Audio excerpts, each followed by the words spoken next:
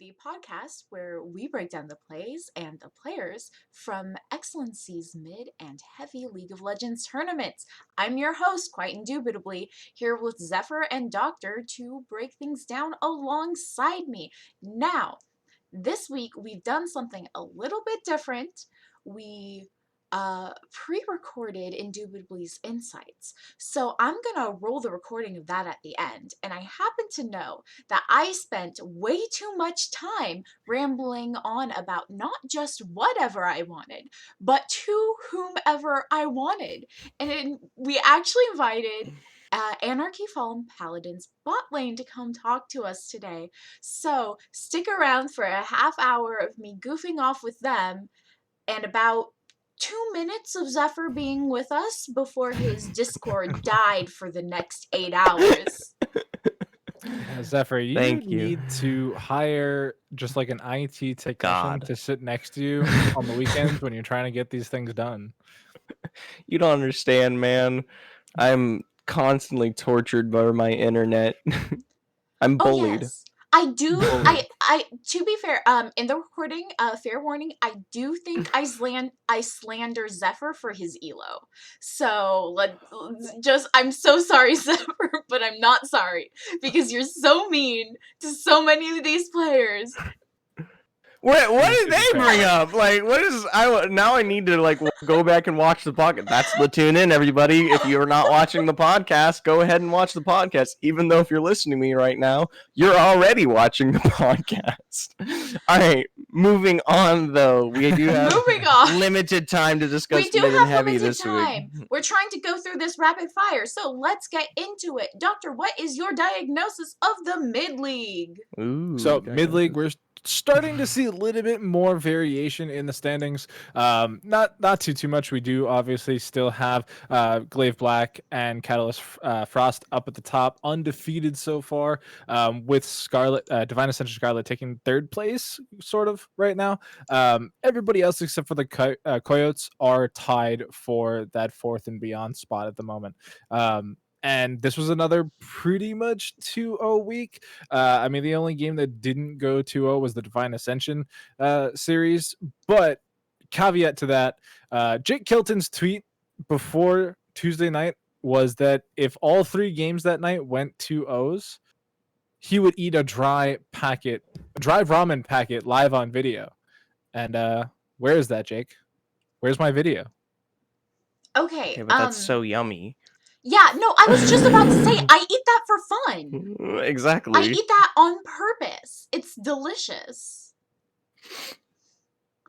Amazing. So no incredibly hot takes this week from me. So we had a Tom Kench top lane, I guess. But I think the weirdest thing so far is that you eat dry ramen packets for fun. Like that's whoa. College individuals, very yummy. Okay, you don't have a microwave? Okay, no. So here's the thing. Right? I have heard people. So I have heard previous roommates of mine think that it was a horrible idea and weird and disgusting, and that's the only reason I have any warning going into this conversation today that some people don't think it's delicious.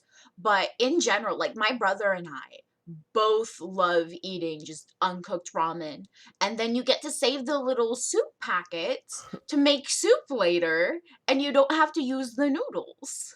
No. I thought you're supposed to season the block first and then eat. That's how I do it. I don't season the block. I just eat the noodles straight. Guys, this isn't Indubitably's insights, by the way. Supposed to be talking about League of Legends. This is the mid segment. So, all right, Jake, I expect my video before Tuesday afternoon, by the way. But no, I mean, yeah, it was a pretty solid 2-0 week. Pretty much everything we said last week on the podcast then came to be. And we're still seeing Glaive Black just be the utter dominant team that everybody expects to be in first. You know, they played the Coyotes this week, and barring some interesting draft choices, the Coyotes kind of just got rolled over, unfortunately. Glaive Black, they're this really solid team that has their back always. We talked about on broadcast, like the buddy system coming through really effectively, and it's tough to beat teams like that if you're not on the same conversational level. This week, though, we do have the fight for second place up on the board, with Catalyst Frost going up against Divine Ascension Scarlet. So that could be a really telling matchup to see if it is actually going to be Glaive Black like securing first heading into like not this week but the next week after, or if it's going to be like actually contention for that first seed. And it's interesting that you bring up Scarlet, because Scarlet happens to be the only team this week, respectively, that faced a little bit of a struggle getting into their 2-0. I know mid-league is the apparent league of 2-0 Central, where that's pretty much all that happens, but we did actually have one series go to 3 games, and it happens to be Scarlet. So to me, it's kind of funny that the team they did go against Glacial, and prior to this, they were both 2 up. Or no, right? No. They were both 1 up. Right. They were both 1-1 in the standings, and so they took that tie out of them. And so now that it's the competition for second, I guess, and like you said, I don't know. It's going to make for a spicy matchup, but all I'm saying is I'm not putting too much faith into Scarlet, because personally I think Frost, especially over what was Drift Esports, which is someone who is essentially on the same level of Scarlet, in my opinion, I think Frost is going to take that game. It may be a close game or a close series. We may see a 2-1 victory instead of a 2-0, but that's just my general prediction for that out there. And I'm heavy league, so what do I know? But I'm just kind of reading the signs on the wall here, I guess. Right, Yeah, and I mean, and Zephyr, to lend credence to that interpretation, I'm looking at these games that Dag Scarlet played against Glacial Rising Phoenix, and Doctor, you may have to explain some things to me, because I don't think that we've talked too much about Glacial Rising Phoenix. Basically at all. Since the beginning of this podcast. And I would expect, right, if Dag Scarlet were truly looking good, Whoa. Whoa, I see what you're getting at now. Yeah, you see what I'm talking about, right? I would expect a little more competition. I would expect that game that Dag Scarlet dropped to be a close back and forth, but that's not what I see. I see a mid lane Echo who went 16-0. Explain this to me, Doctor. Echo's in a pretty good spot right now. We're seeing him, in some interesting compositions. I mean, look at the build that he finished the game with. It's Deathcap, Void Staff, Mashers, Proto Belt, and a Mejai's. Like that obviously is fully stacked. Yeah, Mejai's. it's like a 10k gold lead, no big deal. Yeah, no NBD. But like Galio isn't this like Echo counter that people like imagine, right? Like it's the anti-mage, but Echo being the AP mid lane assassin with the ability to then side lane afterwards. When you look at the composition here, it's Malphite, Karthus, Sivir, and Tarek. Like nobody there can contest the Echo in a side lane.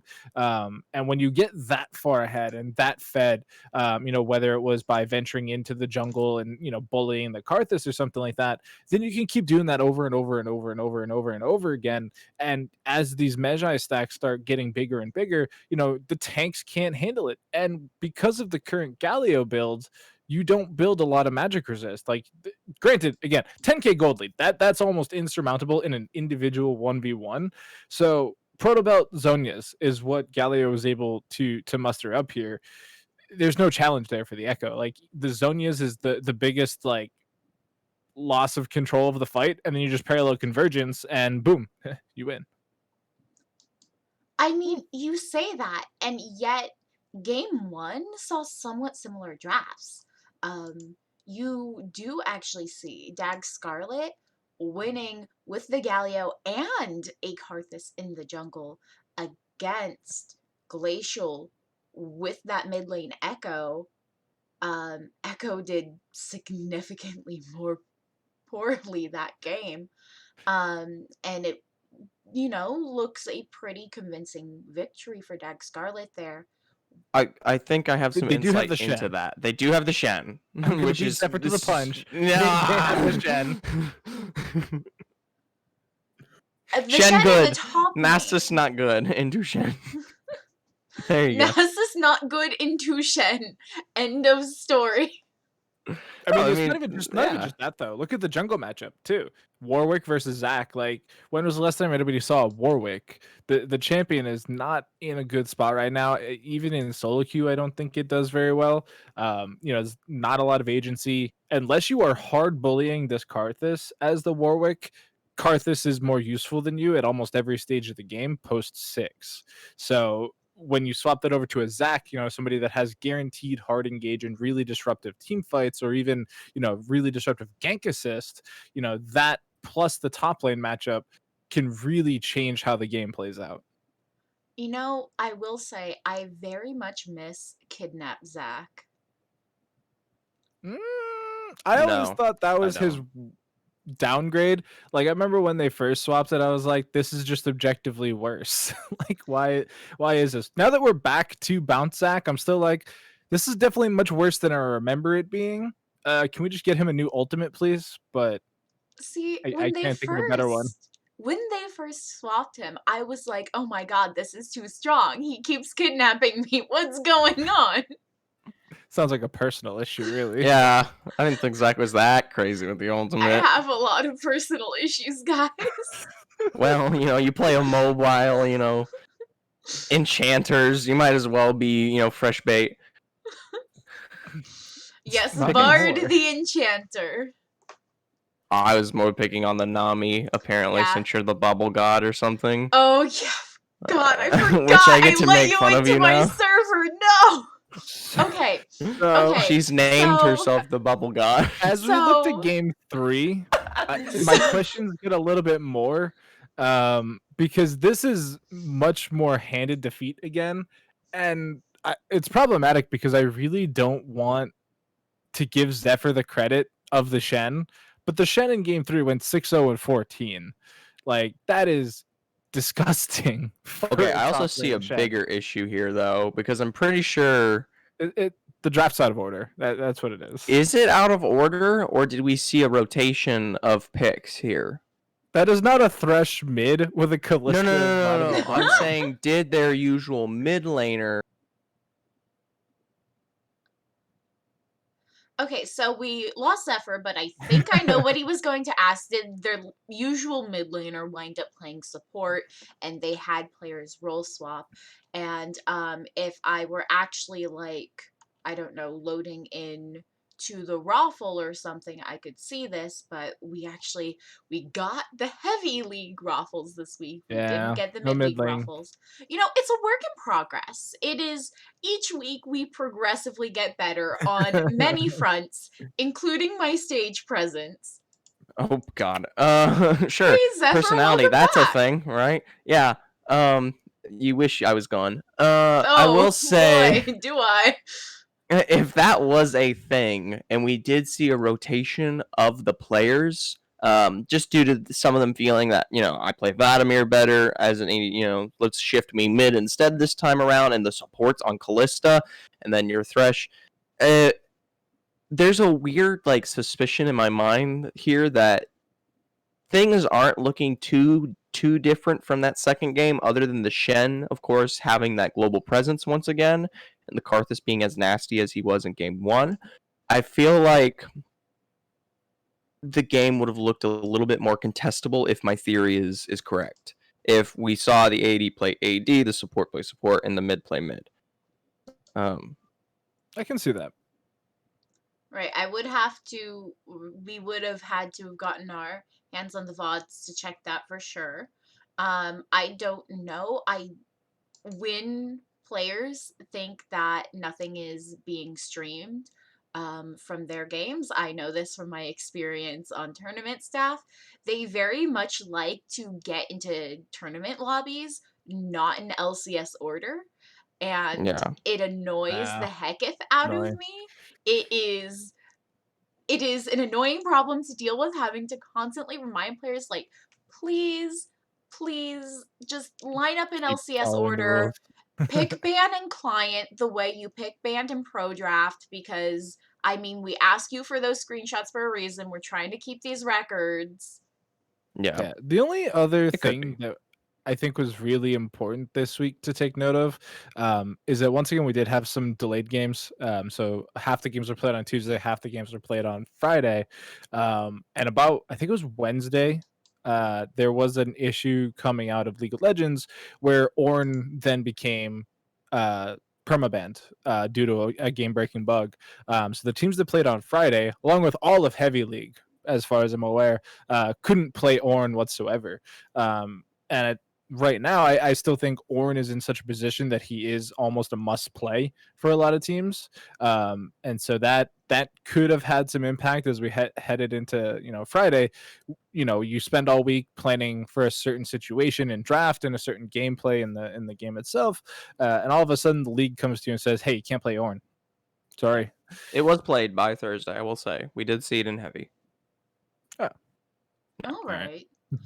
I No was memo. actually, and I have perhaps been producing too much League of Legends and not playing enough League of Legends.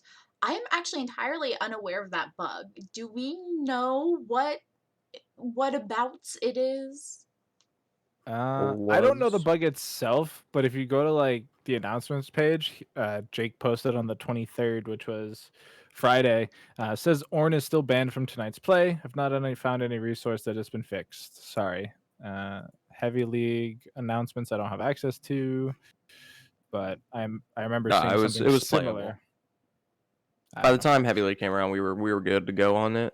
All right. I don't know what the bug was, but Jake said don't do it. So Jake said don't do it, and we do what Jake says. Jake for the is So, most Papa. part, sometimes when we feel like it. sometimes. That being said, when I look at next week, it seems that we are going to see Glaive Black face off against Glacial Rising Phoenix. Glaive Black still looking pretty strong. I'd ask for spicy predictions, but I can't imagine any of us think that anyone other than Glaive Black wins there, right? Yeah, so Yeah, it's gonna yeah. looking here. Yeah, Glaive. Yeah, win. yeah, yeah. Yeah. I was gonna run down the list, but I was like, no, I'm gonna let Indubitably read out each game instead of jumping ahead of the pack here. Yeah, let's go one by one this week. Let's be nice and orderly. All right. So, Sure. speaking of which, South Dakota Coyotes versus Catalyst Blaze. What do we think? So, Come on. so first off, South Dakota, and this is something that they brought up to us on the first broadcast day. They say Coyotes wrong. Or I can't even say it right properly anymore because I've cast and talked about them so much. But they pronounce that word coyotes. And I refuse to. All right, so just as long as What? the viewers know that I've brought this up and have been shot down. So for you South Dakotians, I tried. But just like your team's going to try on Tuesday to pull up a W, I think Blaze has that one. All Yep. right. I mean, the two Catalyst teams have been looking pretty good. I will admit their in-house matchup the other week definitely squashed any potential confusion as to, I think, which team is looking a little bit better, but I digress. Dag Scarlet versus Catalyst Frost. What do we think? This is definitely going to be the most I gave my back and rundown. forth. I don't have pre-game knowledge like Zephyr does, so I actually don't know who we're streaming this week. I don't have that much That much buddying up with sway? our Yeah, I don't have that much sway, I guess we'll call it. But it's kind of tough because I think Scarlet could be the better team. I think they may have just struggled with Glacial on Friday. But to call it, I am going to give it to Frost, coming off a nice 2-0 week over Drift, who we had actually talked about was looking pretty good the week before that. So Drift had been up. They still lost, so I'm going to carry that momentum forward. All right, fantastic. that brings us to Drift versus Goliath Online. Now, we've been pretty excited to see Drift grow and do well throughout this tournament, and I don't think they've disappointed us yet. They're an interesting team. Week 1, they got stomped. Week 2, they did the stomping, and week 3, they got stomped again. So, I mean, do we stick with the pattern, in which case they stomp this week, or going up against, Goliath Online, is it going to be a bit more of a closer series? I'm a sucker for statistics, so I'm going to say Drift Esports will come out ahead. All right. Well, it would be exciting to perhaps see a little more back and forth, especially between this game and the previous game we talked about in Dag Scarlet and Catalyst Frost. It would be nice to see an entire 2 games in mid-league go to 3 games for once. No, actually, I'm excited to see what Jake bets this week because I got confirmation directly from him. He will be eating the ramen. So I wonder if that means that we're going to upgrade it this week and we'll have an even more dire bet, or if he'll have learned his lesson to not tempt fate. So See, let's see. Here Jake is eating ramen. And ramen. Something. You're letting them off easy. Do you eat raw pasta noodles? It's the same thing. Okay. Yes. So yes. Yes. So first of all, yes. Oh yeah. I ate like 17 yesterday just at work. It is clearly established that both Zephyr and I eat raw ramen because we find it a delicious meal / snack. It's a snack. Also, I will throw it out there that outside of just eating raw ramen, my brother also eats raw pesto-filled pasta. Okay. It's like So pesto is just like greens with oil, but like it's the noodle like portion a forbidden that I'm, gusher. struggling with. forbidden gusher. All right, let's wrap it up. He's gone. Doctor's gone. We lost. The forbidden gusher was too much for Doctor. Oh boy, forbidden gusher. Oh boy, what did Mom pack in my lunch today? Forbidden gusher is my favorite. Oh my goodness. I remember. Can we talk about Heavy League yet? We can talk about Heavy That League, gives me all the guess. control you don't wish I have, Doctor. All right. Well, it's time to spice things up again, I suppose, and give Zephyr that control. Zephyr, let's talk about Heavy League. Begin. All right, 1 second. All right, Heavy League. Dude, Heavy League was crazy this week. I was absolutely blown away. Oh, we broadcasted what was, I believe, Anarchy versus Mizzou. No one should have won. That game should be forfeit, written off as a tie. It was horrible. Game 1, at least. Game 2 was respectable. Anarchy pulled their britches up. And the internet has forsaken him. The internet has indeed forsaken him in a very interesting pose. Now, I assume Zephyr is talking something about how... Oh, hi, Zephyr. Yeah, I'm back. I'm ready to go. Let's go. All right, Wi-Fi, let's go. you can stop me, whatever. All right, Anarchy versus Mizzou, game 1. Absolutely, I think me and Beatdown, because we were on analysts, we had to sit there and watch the game. We couldn't yell about it in person, so we had to torture ourselves to just sit there and scream at each other instead. And Mizzou did so decent early. I'll give them decent as a word because they got a 4-0 lead. Okay. Right, straight onto their, I believe, right? I'm going insane here. No, okay. This is what happened. My brain is a little twisted because this game is so back and forth. Anarchy did well early. They found a little bit of a lead on their Silas. It was a 4-kill lead in their favor. Their jungle pressure was great. Picked up the initial first 2 Drakes, had great control over the Rift, and then they threw so hard. They absolutely inted out the Hecko, and these boys lost an insane lead to like an 8,000 gold lead in favor of what was Mizzou. right? And it looked like it was over, pretty much. It looked like they had a great early game, and then they just fell short. And then we saw Mizzou kind of ride it back in. They took great kills. They got the pressure up. Their carries were online. It was looking like this was a surefire win for Mizzou. We were going to see 3 games tonight. And then Mizzou threw. Mizzou threw so hard. These guys absolutely lost 1 Baron, 2 major team fights in a row, and they lost an 8K gold lead within 2 minutes. They lost an 8K gold lead within 2 minutes. What? How? And then Anarchy threw, and the gold lead came back in favor of Mizzou. And then Mizzou threw again. And then Anarchy threw. And then Mizzou threw and lost the game. And the players and us have confirmed after talking to each other that no one deserves to win that game. Both teams absolutely trolled. And honestly, it should just be a tie, and we should just wipe it, and we should go back and redo it, because the only saving grace that Anarchy had after all of this, truly, the only thing that gave them the win, in my opinion, was the fact that they did have the early advantage in the game for the first 10 minutes, which allowed them to secure 2 just incredibly important Drakes. If they had not picked up those 2 Drakes, Soul would have come earlier for Mizzou. They would have had that pressure way earlier, and they might have found a way to finish out games, which is something that Mizzou clearly does not know how to do, because when they had Baron buff, they decided to go for Dragon and spend their time doing that when it was the first Drake that they had gotten in the game, which absolutely, I don't get that they had so much pressure to go for lanes. Either way, those Dragons saved them, allowed them to stay it out for a little bit longer, even though Mizzou got Elder Drake.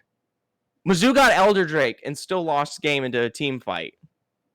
They lost a team fight with Elder on their back. You know, to be perfectly honest, if you secure the Elder Drake and you lose a team fight with Elder, you just deserve to lose. Elder was actually designed as your game closer. Game winner! Like, you get Elder, you're supposed to just win the game, right? Decide, ooh, let's break the game real quick. Let's add Elder. Well, it's like with Infernal Soul, right? Like, Infernal Soul has the lowest win rate out of all the souls, even though it's the combat soul, right? Like, Doctor, you're not going to sit here and try to argue that Elder is not a guaranteed victory, because, dude, I've never seen a team lose with it. Let's put it that way. I've never seen a team lose with Elder Drake. So, to be fair, I have lost with Elder Drake before, but that's because you're you. Yeah, exactly. That's me. That's low tier. It's because you play Nami. Yeah, you play Nami and Bard. I was on Bard, okay? It doesn't change anything. This keenly. You temper fate your carry. In your recently played list just makes you lose. Like, that's what it is. Between Nami and Zillion, you just lose games. Like, those 2 champs. Okay, so that's the funny thing. I have a surprising rate of loss to Zillion, because I get so mad that I'm playing against Zillion that I just int to pop the Zillion ulti. Same. I mean, I get mad if there's a Zyra, but she's been banned out for the last 3 years in my games. Right? Like, now that everybody has their own personal ban, just ban whatever is cursed. I got so mad that Zyra players get so much free elo that I just decided to start playing Zyra. And it's great. You're gross. I don't have to land any of my skill shots, and I still do a disgusting amount of damage. We're supposed to be talking about Heavy League. I don't want to hear about how you're a traitor until you can play Zyra in Heavy League. I am kind of a traitor to it. I am a traitor to like my entire profession of the supports. I even play League. I used to say I don't even play it. I used to say that I have like a moral objection to playing failed mid laners as support, and then I go and I play Zyra support. But anyhow, speaking of failed mid laners, let's get back to Heavy. Are you gonna bring that to Dragons? Hold on. Failed mid laners. Okay, the silver whatever, that name, I call him the Splurge for some reason, but he was on Lux in game 1, and he's actually the reason that Anarchy won through and through. There were so many team fights that he came through on the Lux pick and made the game actually feasible here, because Array was inting on Silas as he continued to do so in game 2 on Hecarim, which blew my mind because he was absolutely phenomenal last week. So it was really sad to see that on such a bad off week for him. And then everything else, we talked to Tacos in the interview, and he himself said he was performing terribly in game one, and he did manage to kind of ride that back in. So that game, mad props to the mid laner, because if Lux hadn't come through on some of those team fights with the damage and turned things around, Mizzou would have taken it, even though they don't know how to close games. Picking Lux right now too for mid lane at least, I think it's actually super bold too, because we've been seeing it support for quite a while. You know, like trying to beat out like Morgana and stuff like that. You know, Caitlyn Lux has been a lane for a couple weeks now, a couple months now, a couple years now, I guess. But to pick it mid lane when there's so many other options, and granted, I don't know the draft order, so I don't know if it was picked in a counter or if it was blind. But generally, just picking it at all for mid lane is pretty telling to think how that draft phase went. You know, I could be wrong, but I seem to recall it being picked third. I could completely be trolling. You're on our track. It was a mid picked range. I think it was picked into Vel'Koz. Yeah, I can see that. Which I think that's pretty good. Yeah. 2 supports in the mid lane, you know. Either way, Anarchy pulled it back together in game 2, and I called it so hard when they picked Cho'Gath because they had been playing Cho'Gath in the previous weeks, and deep down we were sitting there in the analysts, and I was like, dude, this Cho'Gath is going to win them the game because they banned out everything. One key thing to note about Anarchy is that their top laner rolls through games, and if you don't put the clamps down on him and get rid of Aatrox, Mordekaiser, Orange, Shen, all these major picks, he's going to find pressure and make something work for himself. And they actually did all of that into game 2. Mizzou and everything. No, they did. They literally banned Orin, Mordekaiser, and Aatrox, and then they banned Anarchy banned Shen themselves. Here's the thing. Mizzou, I have to give so many congratulations because they did everything right in game 2. They got early Drakes, they got early pressure, they got all the kills early game, they got most of the advantages, and then they did nothing with them. And I feel like the crucial weak point in game 1 was the fact that they didn't have early presence, and they fixed that into game 2, and then they got absolutely steamrolled. And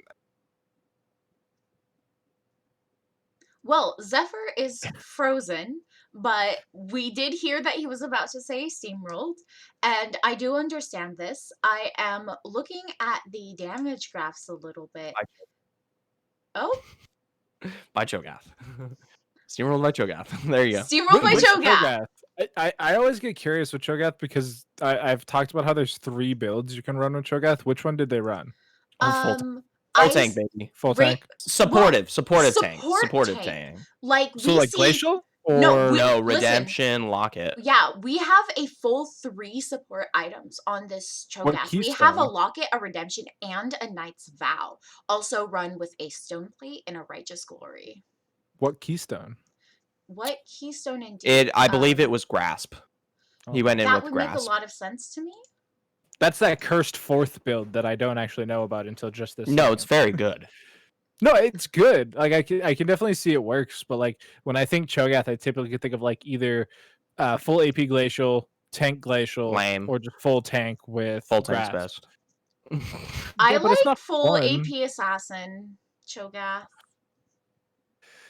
You would, but Cho'Gath is super good right now if you can get the setup around it in drafts and you just don't get hard countered.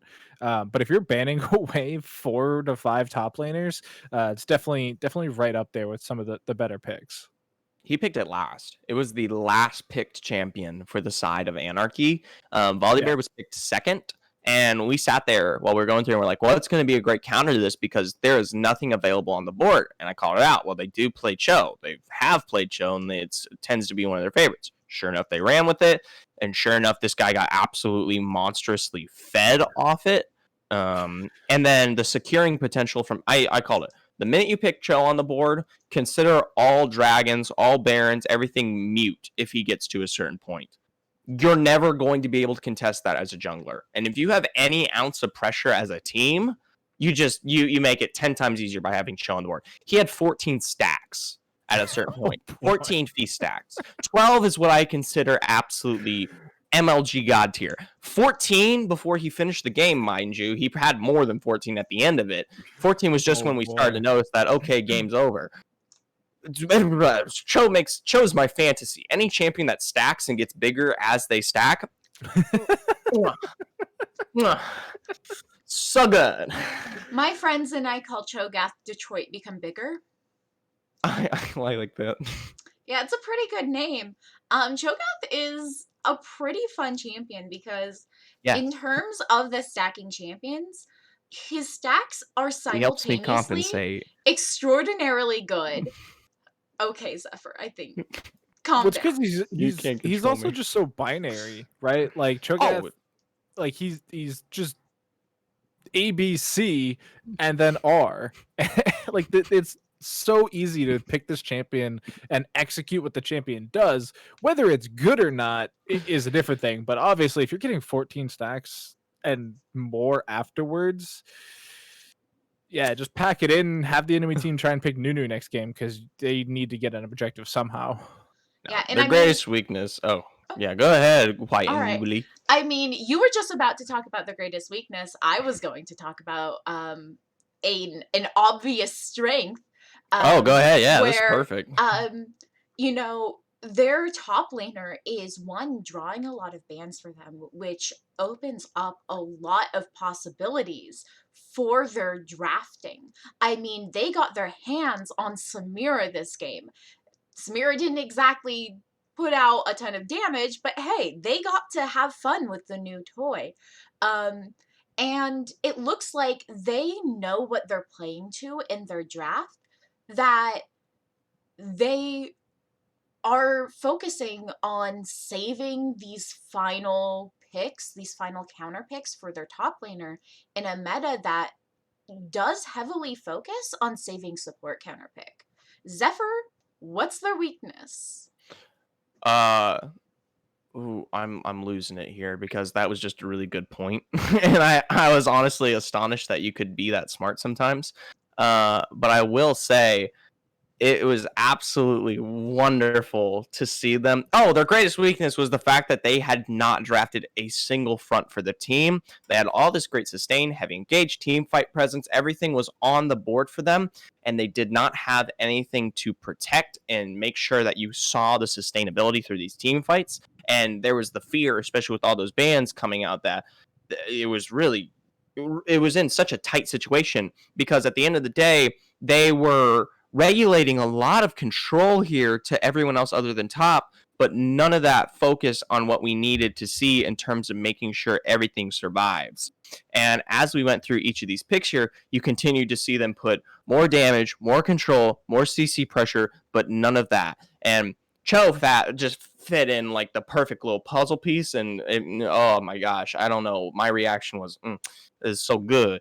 But it goes a lot to say because, especially with Array on Hecarim this time around, the Hecarim pick, I feel like it was a really bad week for Array. Okay, their Hecarim pick did not come through for the team at a lot, and there is a really strong point that Beatdown made to me. He literally said, "I feel like Array's only job here is to get in initially and cause chaos, and then die." Just die in that chaos. He allows his team to kind of find the picks that enable them into these team fights, but he wasn't seeing much play as a whole, and it makes me go back and think. Well, I do wonder what it makes him go back and think. I'm surprised Zephyr thinks, honestly. That's what I'm surprised about here. That is fair. And you know what?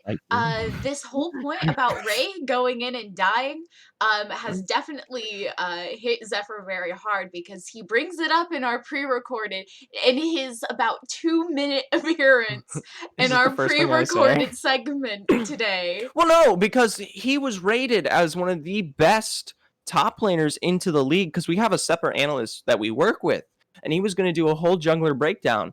And he really had a lot of faith in Ray after seeing his performance in week 1 and 2. And now he's not doing the breakdown anymore after this performance from Ray into week 3 because he doesn't know. Everything is such a toss-up right now in terms of these junglers. They're all incredibly close in skill level, and they can see great games and they can see bad games. CGC is something else. We don't talk about them. Those guys are gross. But everyone else is very neck and neck here. And I feel like there was different paths for Ray to take in this game, and they managed to come out on top, even though it was a poor showing. Well, it Which is, is great. however, exciting to see these junglers look so close in ability, so Yeah. close in their track records to perform.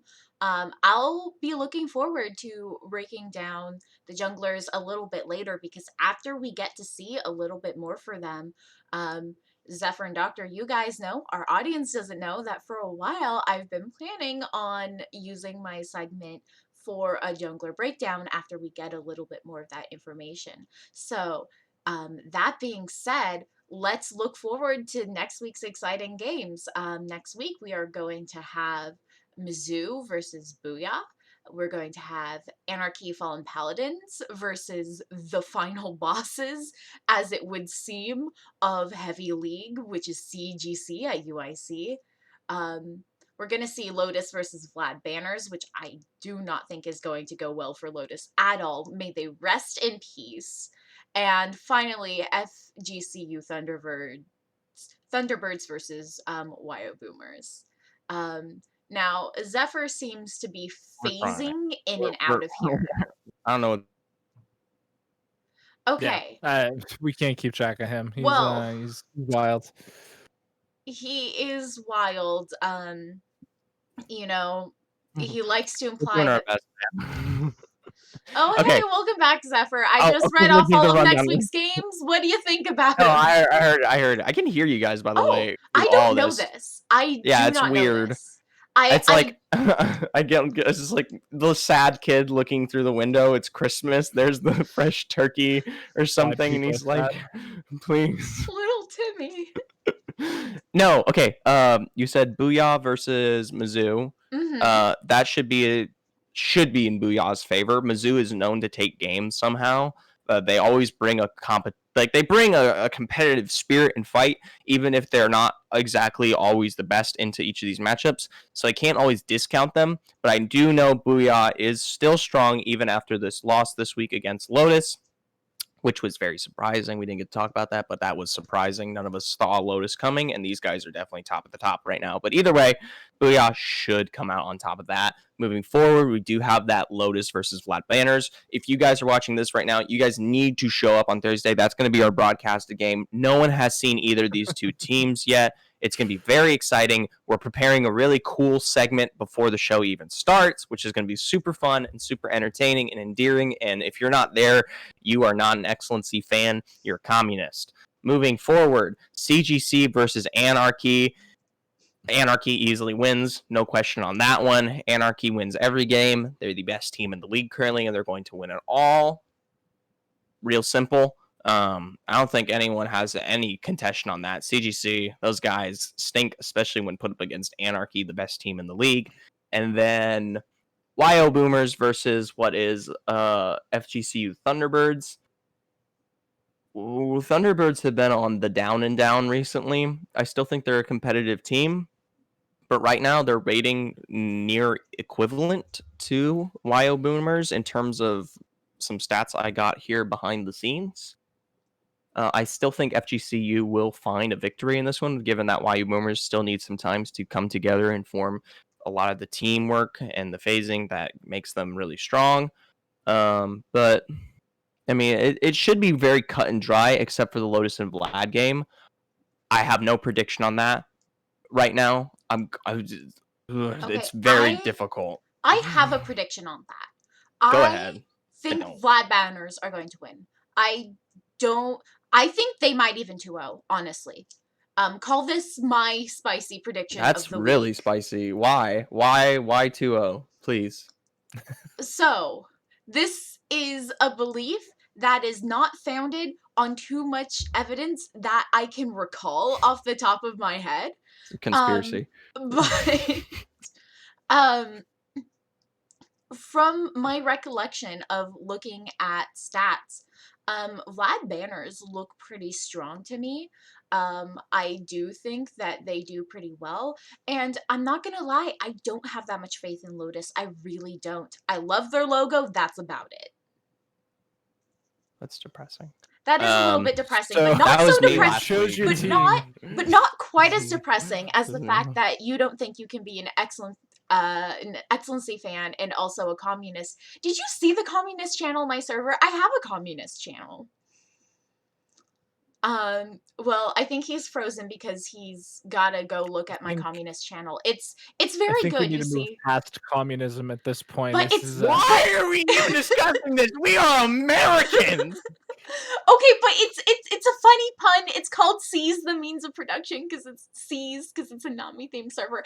Anyhow, cut to the interview. Cut to the interview. Yeah, pretty much because I love this freeze frame that we got Zephyr on. This is fantastic. There's no better way to end the podcast aside from the fact that earlier I had like this idea of some other thing that I was gonna bring up, but I'm looking at that freeze frame and everything falls out of my brain. So I guess not. Zephyr, I think we're going to stop recording before you can come back in and No, I'm leaving it. Oh, no. That's the reaction I want to stay forever. I see. It'll be here next week. Awesome. Honestly, like, we need to start using this for the thumbnails too. This is beautiful. So anyhow, up next we have Indubitably's Insights, the part of the show where I get to talk about whatever I want. And again, this week it was also to whomever I want, where we investigate the bias that Zephyr and I have towards Anarchy. And by investigate, I mean slightly explain it, and then also I get to goof around with people that I find to be very cool people. Anyhow, that's about it for us. Roll the clip. Here today with Anarchy Fallen Paladins Botlane, Nate and Ruben. Nate and Ruben, do me a favor and introduce yourselves and make sure you let everyone know what names they might actually know you by. Okay. Okay, I can go first. My name is Ruben. I am Anarchy's ADC. My in-game name is Tacos Harina. And I don't know, that's pretty much it. Okay, well, I'm Nate. I am in Anarchy Fallen Paladin support, so King Neptune in-game, also known as the guy that does everything in-game. Nice. So, yeah. Right, because we all know that the real power in the bot lane has always been held by the support. The support is more important than any other role in the game. Honestly, this game should just be played as 5 supports. That's not even sarcasm. Yeah, actually, that's like actually so true. By the way, hi guys, I'm Zephyr. I also here in interview. Nice to meet you. All right, we are here today, pre-recording this a little bit before we record the rest of the podcast, with just me and Zephyr. In all actuality, because Doctor is apple picking today, but also because it is Zephyr and I who uniquely have a very pro-anarchy bias that we wish to explore today by introducing everyone to some of the players from Anarchy. You know, if you spend enough time in the amateur scene, in terms of League of Legends, you definitely start seeing the same names over and over again. But even when you do see these names recur, you may not necessarily know who someone is outside of their function in the amateur scene, such as, oh, I know that person, like, casts a lot or something. I don't know. They don't like to turn their webcam on. Or, you know, I see this player bounce around teams every now and again. Okay, Zephyr, you can stop looking at me like that. I'm sorry. I apologize. I think your transitions are just wonderful. So, moving forward, maybe we should give them a bit of the lineup on why we have such a bias, starting with Claire, because I know she's, whatever. Claire, why do you have a bias for Anarchy? All right, I am biased towards Anarchy exclusively because of Nate here, who you may all recognize as King Neptune in game. That is not the IGN that I met him under. He has name changed multiple times. He's somewhat prone to name changes. But in all actuality, he was my support coach for a hot minute. I joined an org off of Reddit because I felt like I was a place in my play where I thought, I really improved a lot in a short amount of time in that one tournament that I played in. So maybe it's time for me to get into competitive again and use that as a way to improve myself. So I found this org off of Reddit and I signed up, and once I got into the Discord, they were like, here, and you can ask these people to help VOD review and coach you. And I said, fantastic. Okay, time to ping this support coach. And it was Nate. And I met Nate. Nate started coaching me. Who wouldn't want to get coached by someone with such a fantastic French accent? I took French in high school, and that allows Nate to laugh at the way that I pronounce the French word for squirrel. I think we mostly spend time laughing at your French than coaching you, to be honest. Probably, we absolutely have, to be honest. And a not insignificant amount of time playing Singed and Yumi in Earth. As you can see, like, we really took the coaching seriously. Like, yeah, Right. Quality it coaching went right well. there. Yeah, I mean, as we all know, the Singed Yumi bot lane is just waiting to break out into the competitive meta. I mean, CGC, we're Definitely. playing you next week, so please don't give them all of our tactics yet. Like, wait a bit. Right, you heard that. Okay, start banning Singed in XLNC Heavy League starting now. Wait, who would be on Singed though? Me or Nate? That's the real question. I Because I don't mean, think you want to see my Singed. well, too bad. Oh no. All right, so it seems that Zephyr has left us for quite some time now. I really hope he hasn't collapsed, but given that he has still forfeited the microphone rights to me, I will quickly give an overview of why Zephyr is biased towards Anarchy, and it is because Zephyr used to work with Anarchy. He was an in-house caster, I think did a few other things for them. He told me and then I forgot them. So, moving on, so Nate and Ruben, you two are both students. Actually, you're the same age, which is probably one of the reasons why you seem to get along so well. I mean, who wouldn't simp for Nate? But True. Actually true. Mm-hmm. this is very true. Yeah, so let's start with Ruben. Why don't you tell me a little about college life and balancing that with competitive esports, and maybe tell me why you happen to be with Anarchy instead of, say, the collegiate esports scene. Well, so to be completely honest, like I'm really new to the esports scene or the amateur esports scene. So when I first started to like delve into this, it wasn't really because I wanted to be a player. Originally, I was actually looking to be a coach for people. Nothing like, I don't consider myself like an amazing player, but I always pride myself in that I'm really good at the fundamentals of the game. So like, like things like wave management, when to move, like basic macro movement, stuff like that. Like I've prided myself in getting those really refined.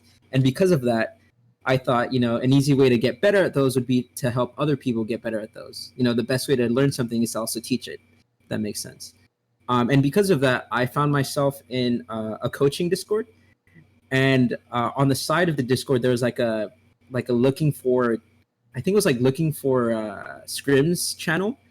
And in that channel, Anarchy actually posted just their Discord to get other potential players.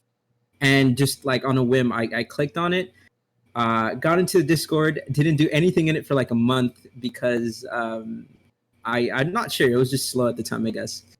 And after that month, I landed on a random team with people that I never met before. One of them, well, not one of them being Nate. One of them was like, we went through like 4 supports, but eventually I got to Nate.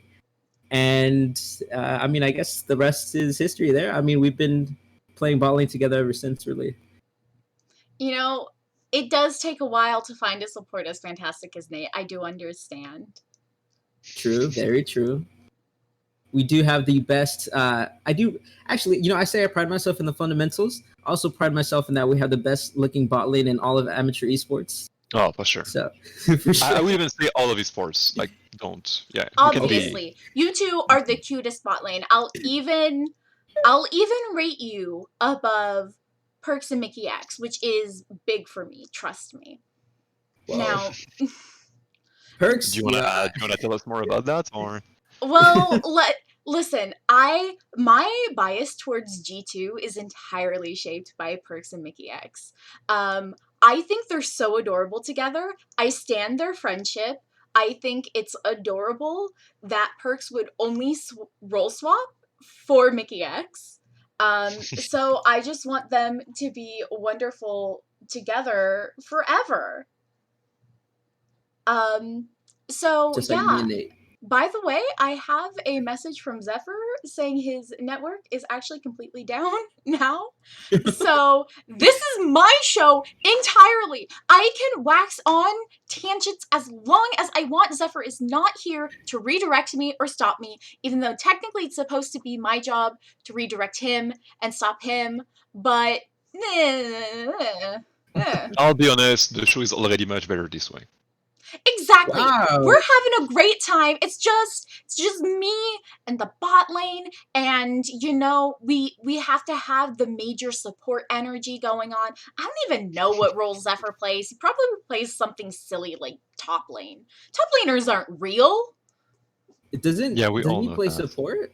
Isn't Zephyr like China W? Isn't that? Is he? I don't know. I know he's golden. I was like, eh. Oh my god! I'm Wow. joking. Maybe. Anyhow, Maybe. listen. Zephyr is a savage, so I'm allowed to throw back as much heck as I want at him because he has done nothing but levy cruelty at other players.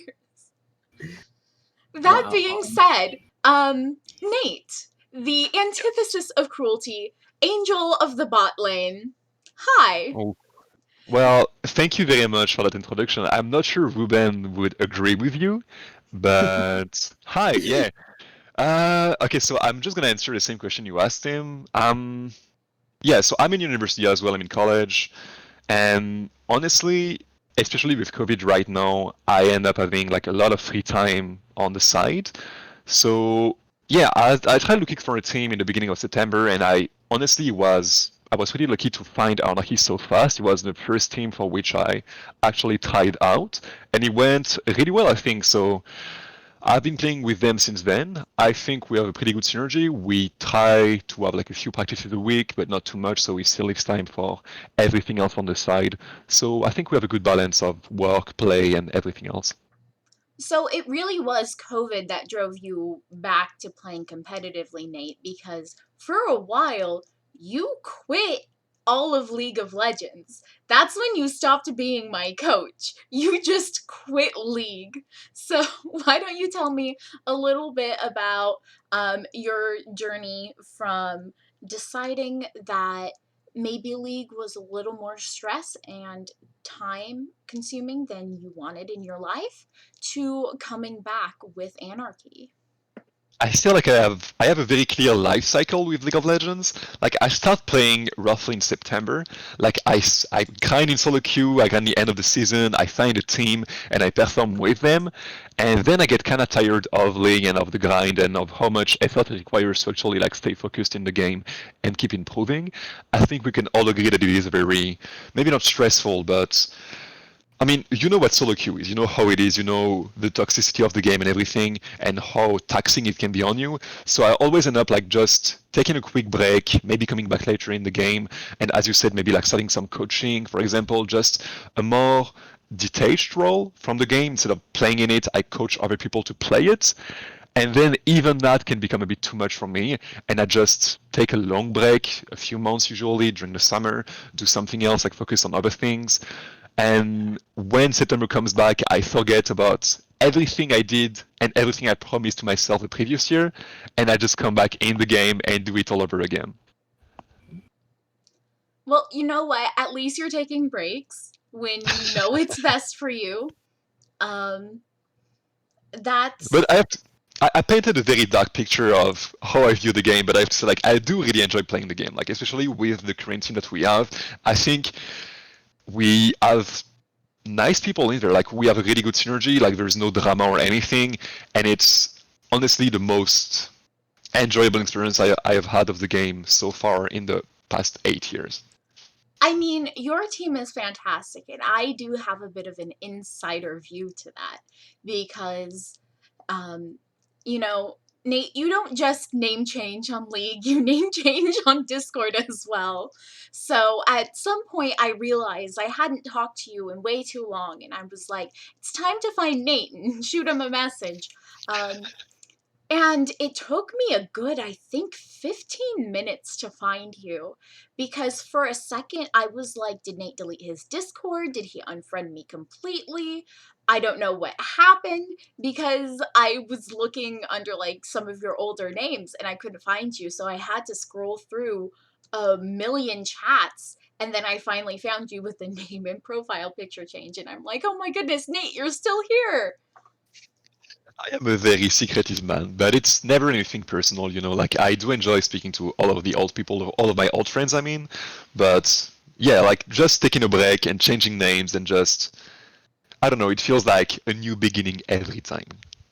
Right. And I mean, you're the one who said, hey, you know, let's catch up. You know, I'm used to facilitating so much of my social interaction via League of Legends. You know, I'm used to filtering through that. Let's play in Norms or an ARAM together. And then, you know, the agenda there is to chat and catch up. But I think I've forgotten how to propose like an actual just talk to catch up, you know? But you did do that, and I put it off long enough that you weren't free anymore because you had a scrim with Anarchy. So you said, hey, wanna watch our scrim? So I wound up watching your scrim via your voice channel, so I was just muted in that for a while, just lurking, confusing all of your teammates. Who is this random person watching our scrim that is being streamed through this Discord channel? But I think it ended up being like quite a coincidence that we that you work for XLNC and we played in XLNC, because I think you already had an insider perspective of our team before we even joined the league. So it's pretty fun to see actually working there and knowing that, I mean, you, as you said, have a big bias towards us. At least I hope it was true. And yeah, it's fun to see to know some people in the scene and to actually, yeah. That's pretty much it. Now, remind me who it was on your team who signed you guys up for XLNC in particular? Was it Eamon? I think it was because our jungler, Eamon, Array in-game, I think he used to work for XLNC as well, so he knew most of the top executives, if I can say, of the Discord and of the tournament, like Jake and some other people, I think. And so mostly I think he's Jake. one fan of yeah, mostly Jake. Mostly Jake. Honestly, everything can just be summed up as mostly Jake around XLNC sometimes. That is a man who wears many, many hats. Well, you know, the real funny thing about how much of a coincidence this is I was talking with your whole team, right? We were chatting, goofing around. Someone, I don't recall who, did say that plat players have their monitors turned off, which I took great umbrage to. That might have been me. Ruben, any defense? Well, so yes, kind of. Mainly because I don't really think Diamond is good either. Because my whole philosophy is that anybody can get to Diamond. So because of that, sometimes I can, you know, like people that are lower than Diamond are kind of just like, I don't know how to describe them. Sometimes I can be mean to them unintentionally, but I didn't mean in a bad way. Sorry, I didn't mean in a bad way. I don't know. I feel like Diamond isn't that hard as people think it is. So because of that, it just comes off that way, I guess. Sorry. Just quickly, remind me, what rank is your Smurf again? Hey, which one? Because I have like 5. Okay, do you have one that is diamond? Yes, I have one that is diamond, and then I have one that is like stuck in P3 for like 200 games or something. Between P1 and P3. But dude, I don't know. That account is cursed, so I don't think we should bring up that account. But you know what I mean. Platinum isn't that bad. All right, so a note to all teams that are scouting against Anarchy Fallen Paladins for draft. You have to find all 5 of Ruben's Smurfs. It's only And I think 3, also, but yeah. Yeah, speaking about like plat and diamond difference and everything, I think especially in XLNC there are quite a few teams with plat players in them. I think I'm gonna say roughly half of them. I did not fact check this, but it seems like a rough estimate. And I think it doesn't really impede like any of the teams to play like competitively, you know. So I think plat players, sure, you can meme them, you can say like it's not diamond, blah blah blah, anyone can get to diamond. But at the end of the day, I think there's a lot of plat players that actually can compete and can perform really well even in a diamond environment. Yeah. And to add on to that, I think a big part of me realizing a lot of that was that our jungler, Array, I think, you know, he's like, I guess he peaked P4 last season and he's P4 this season. And initially when our top laner, Peter, like proposed to add him onto our team, I was kind of hesitant because of that. But honestly, like seeing him play in the competitive 5v5 environment has made me realize like rank doesn't really matter. And it's when it's like in these environments where players can really like show what they have, you know, where they don't have to rely on the RNG matchmaking of solo queue, that I feel like where like the real player comes out. So yeah, especially in competitive environments, rank almost means nothing. I mean, you both did decide to join Anarchy and the amateur esports scene in general because you were both interested in improving yourself through 5v5 play. So, I mean, Ruben, you just made a somewhat bold statement, I suppose. I don't think too many of us on the amateur scene would consider it that bold, but I do think the community at large might have some qualms with the statement that the true player is the player in a 5v5 competitive environment.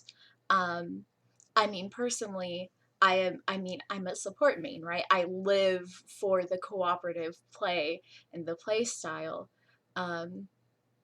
So why don't you tell me a little bit more about, you know, how the game changes for you when you step into team play as opposed to your experience in solo queue? Well, once again, I think our jungler is a pretty good example as he is the P4 player of the team. But I think his main strength in the game is just general game knowledge, drafting, and overall having a voice in the team while we play. And it's something that does not exist in solo queue. Like even in duo queue, you're only talking to one other person. You cannot control the draft. You have very little control over the overall game state and macro decisions of the team. And I think it's something that changes a lot when you play as 5, when you have good communication, because of course if you play as 5 but no one listens to each other, then it's not going to happen. But if you can have good communication, good synergy, and that player who has a voice and who can actually make decisions and people listen to him, then those qualities can come out and actually make the P4 player one of the most important parts of the team, even though like his rank, like his assigned LP number by Riot Games, I mean, it doesn't mean anything, you know, it's just another number. And I think it's also the same in competitive play, like at higher level, like professional players, you see like a lot of actual pro players, like in the LCS, the LEC, or anywhere else, actually like D1 or like low masters or maybe mid-high masters. And you would expect them to be high challenger, to be the best players on the ladder in their respective regions, but they're not. And they don't need to be, because it's not about mechanics. It's not about like personal play and just outplaying your opponents every 5 seconds in the game. It's about communicating and playing as 5 as a unit, which is honestly just a different game. I completely agree. And like I said earlier, like being in this environment and removing all like the RNG elements of matchmaking, because it's not just rank, right? It's also like players' attitudes in the game. Like some people, you know, we've seen in solo queues, some people just genuinely don't want to win. Like they just want to have fun, and part of the fun may mean like trolling your team or doing whatever you want or going against what your team wants to do. And all of that's removed in 5v5 play. Like for me, I know for a fact that the mentality I have in solo queue is completely different.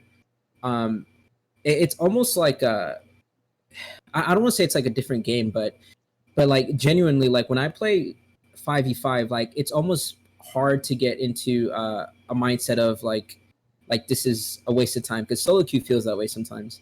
But when you're in 5v5 play and you have 4 like-minded people that are just, you know, genuinely want to get better and genuinely want to improve as a unit to win, it like that feeling you get is so much more satisfying after a win than, you know, than a solo queue win.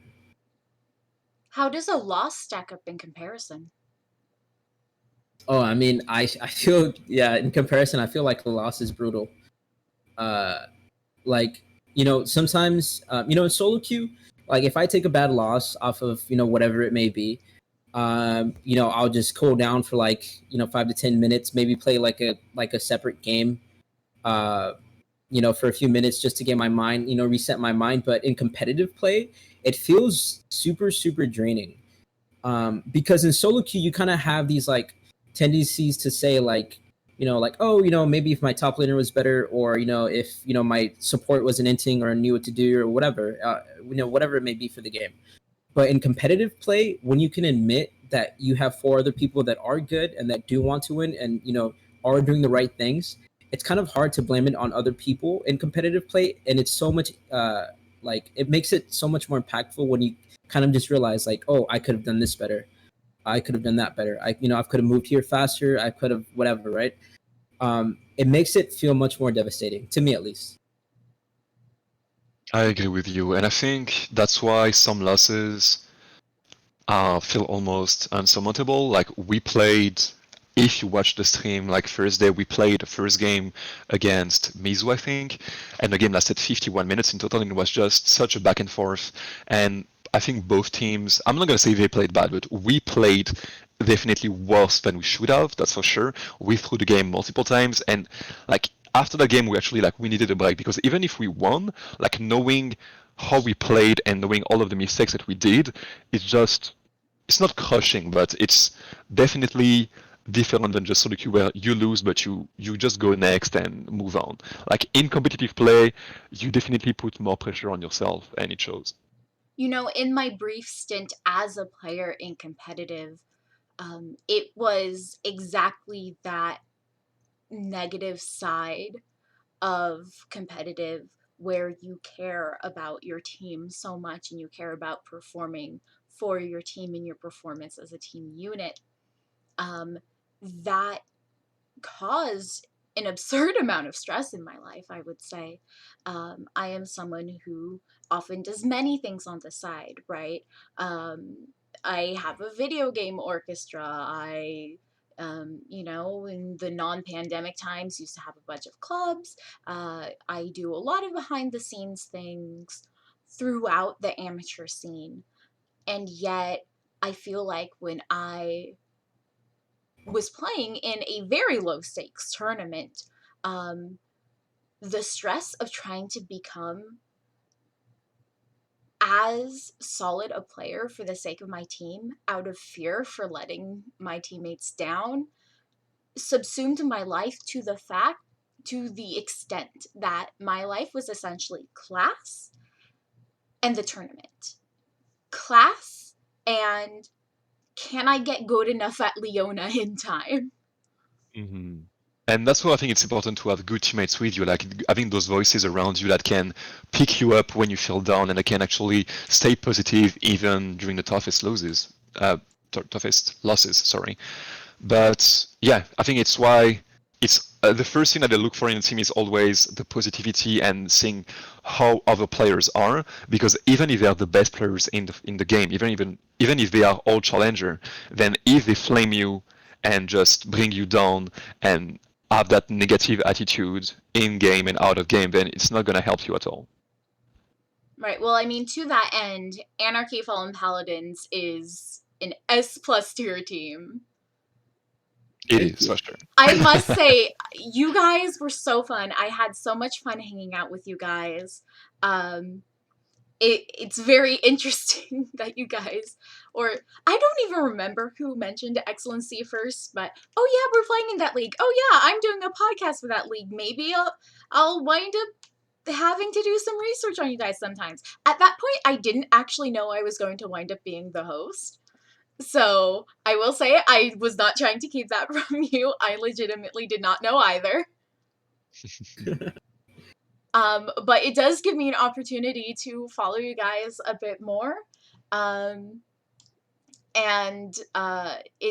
It really truly is fun seeing people that you know and that you can goof around with, playing these competitive games that are produced in a way that, again, not to continue always tooting XLNC's horn, but always look so professional, right? Like, we have some fantastic graphics, if I do say so myself. I have been very impressed with XLNC graphics, so, I tune into the stream and, I see the casters going off into Rap God mode, and then I see my friends playing really good League of Legends, and it's a fantastic time all around. Now, at this point, we've used up a little bit more time than I think I originally intended to, but there's no way I'm letting you guys go without bringing up at least that guitar I see in your background, Ruben. It's such a shame that Zephyr is gone too, because before we hit record today, you did hear Zephyr noodling around. He definitely has his collection of guitars too. So I do see that there is at least one other thing than League of Legends you do in your life, Ruben. It does seem that you play a guitar at least occasionally. Yeah, occasionally. I'm not the best. I only started maybe about a year ago, and lately I've actually cut my guitar practice down because of like the amateur league, because I'd rather commit more to practicing league instead of the guitar. But it's really fun. Like, playing guitar is really fun, even though I suck. I mean, music is a fantastic outlet, and I do think that a certain amount of elitism surrounds music, as it does plenty of potential hobbies or crafts. But remember, Ruben, you can't cut out guitar practice entirely, because you need to be good enough at guitar to serenade Nate. True, actually true. That's a very good point. I think I'll have to get back on it just because of that. All right, Nate, what do you think you'll be doing in the time that you can't command Ruben because he's too busy trying to serenade you? I'll have to learn something myself and to serenade him back, because I don't know, man. I think it has to be a back and forth for sure. Definitely, like a duet type of thing. Oh, Oh, wow. very go. Like, if we are okay, I'm gonna put it out there. If we end up in the finals of this league, you will have a duet of Ruben and me. Like, Oh, I don't know no. what instruments, I don't know if we're gonna sing or anything, but it's gonna happen if we get to the finals. All right, be careful what you say, because if you get into those finals, I just might invite you back and expect you to play. Oh, for sure. Oh no. I am a man of my word. And I think Ruben is too. He's a man of my word as well. True. I mean, yes, that's true. Who isn't a man of your word, Nate? There you go. I, too, am a man of your word. Well, if you want to participate, we can have like 3 people singing, playing instruments, and we can actually have a pre-show, pre-finals show if we can. We'll see. I mean, at that point, you might as well throw Zephyr in too, really. I mean, Right. he's the one that actually knows. At this point, I think we're getting together a band, so, Very go. Those of you who play instruments or need to learn to play instruments alongside Nate, let us know how big our XLNC band is going to get. That being said, Nate and Ruben, thank you so much for joining me today. It has been a lot of fun talking to you in the past today. I hope to keep in touch within the future, and of course, best of luck through the rest of this tournament. I wish you all the best. Thank you. Thanks for having us. It was really fun. All right, and cut.